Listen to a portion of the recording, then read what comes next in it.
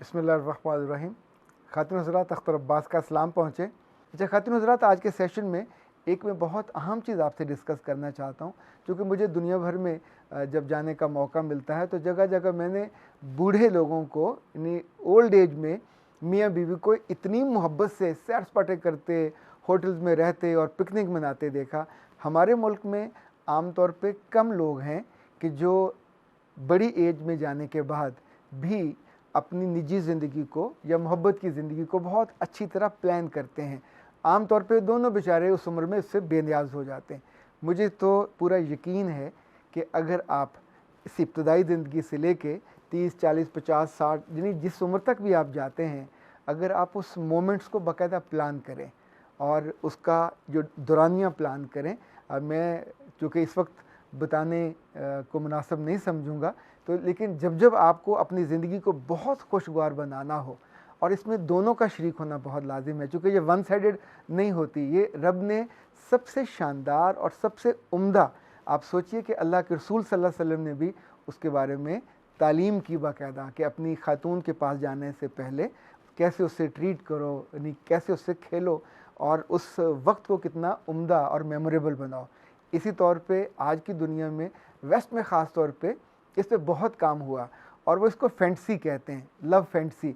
और इस पे उनकी बहुत सारी ख़वातीन ने हज़ारों नहीं बल्कि लाखों औरतों से इंटरव्यूज़ के बाद उनकी फैंटसीज़ को पूछा। ज़ाहिर है हमारे यहाँ नहीं पूछा जा सकता, पर every girl has a fantasy. वो चाहती है कि उसकी ज़िंदगी में ख़ास तौर पे ये जो मोहब्बत वाली ज़िंदगी है, उसे कैसे ट्रीट किया जाए। अगर इसकी ख्वाहिश है तो साथ ही उसका जो पार्टनर है उसकी भी ख्वाहिश है। वो दफ्तर से थका हारा आता है या अपने काम से थका आ रहा था, अच्छा इस बात को याद रखिएगा कि वो बहुत नेक है, मुत्तकी है, तो भी उसकी ख्वाहिश होगी। और अगर वो नेक और मुत्तकी नहीं है, आम इंसान है, तो भी उसकी ख्वाहिश होगी। अगर उसको घर में वो शानदार और उम्दा लम्हात मिल जाएं, वो ज़िंदगी भर आपके पल्लू से बंधा रहे, वो कभी किसी और औरत की तरफ देखेगा भी नहीं। इसमें आम तौर पे हम चूँकि आसानी से ब्लेम कर देते हैं, तो ब्लेम करने से पहले सोचते नहीं हैं कि वो उन्हीं चंद मोमेंट्स को, उन्हीं कीमती लम्हात को जो उसकी ज़िंदगी में मिस हो जाते हैं, कभी आपकी सख्ती की वजह से, कभी आपकी एरोगेंस की वजह से, कभी आपके दिलचस्पी न लेने की वजह से, और कभी आपका उसको डिस्टेंस पे रखने की वजह से। तो नुकसान तो दोनों का होता है। ज़िंदगी सिर्फ खाने पीने का नाम हो तो जानवर वाली ज़िंदगी है। ज़िंदगी सिर्फ घर के काम करने वाला का नाम हो तो ये माइयों की ज़िंदगी है। और ज़िंदगी अगर सिर्फ दिन भर दफ्तर के काम करने और रात घर आके सोने वाला, तो ये मज़दूरों का काम है। रब ने हमको बहुत अच्छा, समझदार और ज़हीन बनाया है, और जब इस रिश्ते में बांधा है तो इस रिश्ते को ब्यूटीफाई भी करना चाहिए, इसको ग्लोरीफाई भी करना चाहिए, और इसकी पूरी लज्जत लेनी चाहिए, यानी बिलीव मी, मरने तक लेनी चाहिए। चूँकि रब ने उसको आपके साथ आपका लिबास बनाया है, आपकी ज़िंदगी का लाइफ पार्टनर बनाया है, आपका जुज़ बनाया है। तो जो जुज़ होता है, हम अपने दफ्तरों में अपनी कुर्सियों को, मेज़ों को, पूरे पैटर्न को, सेटअप को बदलते हैं, उसके बारे में बतौर ख़ास गौर करते हैं। आर्किटेक्चर, पूरा आर्किटेक्ट को बुलाते हैं, उसका आर्किटेक्चर पूरा बदल देते हैं। अपने कपड़ों के बारे में सोचते हैं, अपने घरों के बारे में सोचते हैं, फर्नीचर के बारे में सोचते हैं। आप सोचिए, जो सबसे कीमती मोमेंट्स हैं आपकी ज़िंदगी के, उसके बारे में नहीं सोचते, उसको प्लान भी नहीं करते, उसको रीऑर्गेनाइज भी नहीं करते, उसको रीशेप भी नहीं करते, उसको रीडिज़ाइन भी नहीं करते।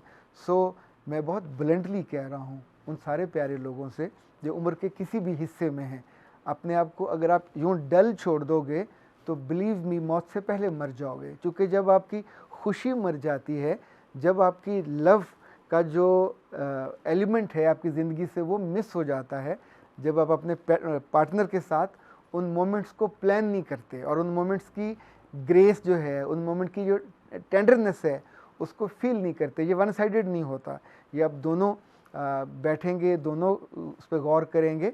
आप मेरे साथ आप फ़ोन पे भी बात कर सकते हैं, काउंसलिंग सेशन भी ले सकते हैं, चूँकि ये टेलर्ड होगा, ये हर एक के लिए अलग अलग, यानी ये ऐसा नहीं हो सकता फ़ोटो स्टेट करके तो सबको एक जैसा। सबका मिजाज फ़र्क है, सबकी आदतें फ़र्क हैं, सबके जो लाइफ पार्टनर्स हैं उनकी पसंद और नापसंद भी फ़र्क है। कुछ बहुत शाय होते हैं, कुछ बहुत बोल्ड होते हैं, कुछ बहुत डिमांडिंग होते हैं, कुछ बहुत ही स्लीपिंग होते हैं, और बज़ाहिर वो ये कह रहे होते हैं हमें कोई इंटरेस्ट नहीं है, पर सच्ची बात है इंटरेस्ट से वो अंदर तक भरे हुए होते हैं। तो जब मुंह से चूँकि नहीं कहते तो फिर धीरे धीरे उस ज़िंदगी से उनका इंटरेस्ट कम हो जाता है। सो वो ज़िंदगी जो आगाज़ आपकी एहतियात से होता है, वो आप ही की समझदारी से, आप ही की दानाई से आखिरी सांस तक बहुत उम्दा, बहुत शानदार।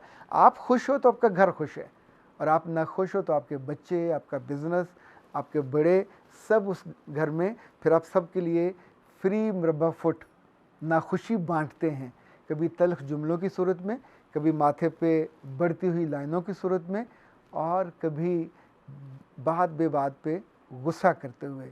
अब मेरा रब आपको बहुत आसानियाँ दे, समझदारी दे, और आप आखिरी उम्र तक अपने पार्टनर का हाथ पकड़ के सुर्ख रंग के कपड़े पहन के मुल्कों मुल्कों फिरो और शहरों शहरों फिरो। हाँ, ज़ू में जाने की इजाज़त नहीं है, पता चले कि उसको लेकर ज़ू पहुँचे हुए हों, तो ज़ू लव बर्ड्स के लिए कोई अच्छी जगह नहीं है, उसके लिए और अच्छी जगह लेके जाना चाहिए। अख्तर अब्बास को इजाज़त दीजिए। अस्सलाम वालेकुम।